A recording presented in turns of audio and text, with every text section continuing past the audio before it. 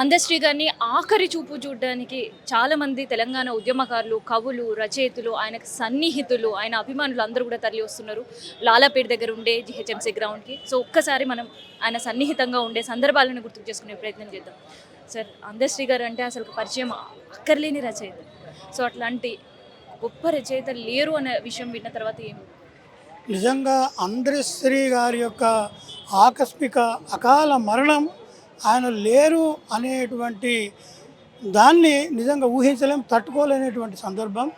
అణగారిన వర్గాలకు మాత్రము తీరని దుఃఖము, అది స్వేచ్ఛను కోరుతున్నటువంటి వాళ్లకు, అస్తిత్వాన్ని ఆత్మగౌరవాన్ని కాంక్షిస్తున్నటువంటి వాళ్లకు ఆయన లేని లోటు తీరనిది. అది చాలా దుఃఖదాయకమైంది అని చెప్పి మేము భావిస్తున్నాం. ఆయన మరణం తీవ్రంగా కలిచివేసింది. ఉదయం పూట ఆ వార్త వినగానే దిగ్భ్రాంతికి గురి కావడం జరిగింది. ఆయన తెలంగాణ గర్వించదగ్గ తెలంగాణ ముద్దుబిడ్డ, అదేవిధంగా అణగారిన వర్గాల జాతిరత్నం.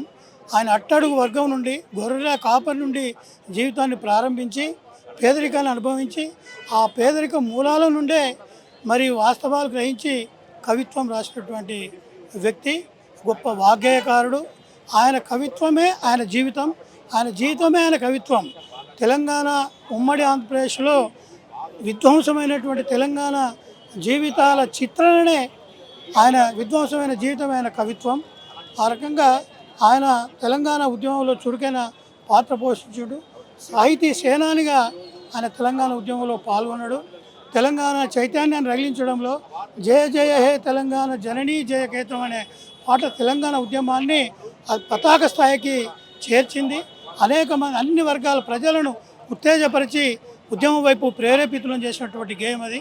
అదేవిధంగా అంతరించిపోతున్నటువంటి మానవీయ మీద, కోలం మీద, మానవత్వం మీద ఆయన రాసిన గొప్ప పాట మాయమైపోతున్నాడు అమ్మ మనిషి అనేటువంటి పాట వేలాది లక్షల కోట్లాది మందిని కదిలించి వాళ్ళని ఒక కనువిప్పు కలిగించే విధంగా ఆయన రాసిన పాట చరిత్రలో చిరస్థాయిగా నిలిచిపోతుంది. గొప్ప మానవీయ కోణం ఉన్నటువంటి మానవతావాది.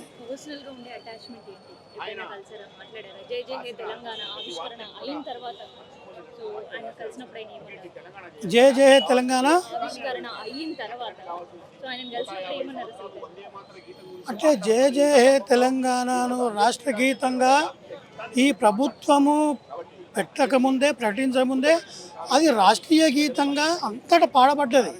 తెలంగాణ ఉద్యమంలో పాఠశాలల్లో, స్కూళ్ళల్లో, కాలేజీలలో, అదేవిధంగా ఉద్యమ ప్రారంభ సమావేశాల్లో, సభలలో, అదేవిధంగా అఫీషియల్గా టీఆర్ఎస్ ప్రభుత్వం ఉన్నప్పుడు కూడా ఆ పాటను వేసి జాతీయ రాష్ట్ర గీతంగానే పరిగణించబడ్డది.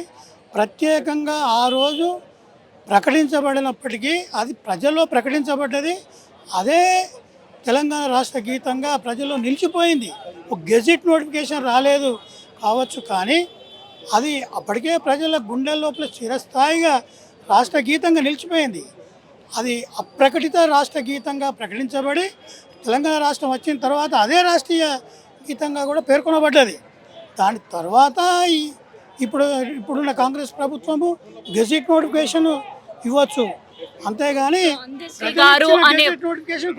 అందశ్రీ గారు అనే వర్డ్ వినంగానే మీకు తొలుత మీకు అటాచ్ అయ్యి గుర్తుకొచ్చిన సన్నివేశం ఏంటంటే?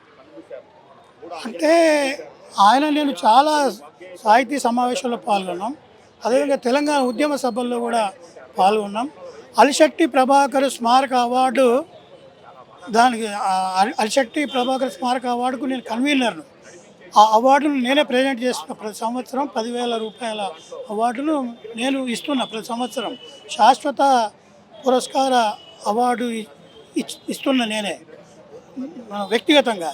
అయితే ఒకసారి అలిశెట్టి ప్రభాకర్ అవార్డు ఆయనకు ఇవ్వడం జరిగింది. ఆయనకు ఇచ్చినప్పుడు నేను కలిసి చాలాసేపు మాట్లాడడం జరిగింది. నన్ను బాగా అభిమానించేటువంటి వ్యక్తి. అంటే నేను అంతకుముందు పీపుల్స్ వార్ ఉద్యమంలో మావోయిస్టు గ్రూప్లో పనిచేసిన వ్యక్తిగా నన్ను బాగా గౌరవించేది, బాగా అభిమానం వ్యక్తం చేసేది.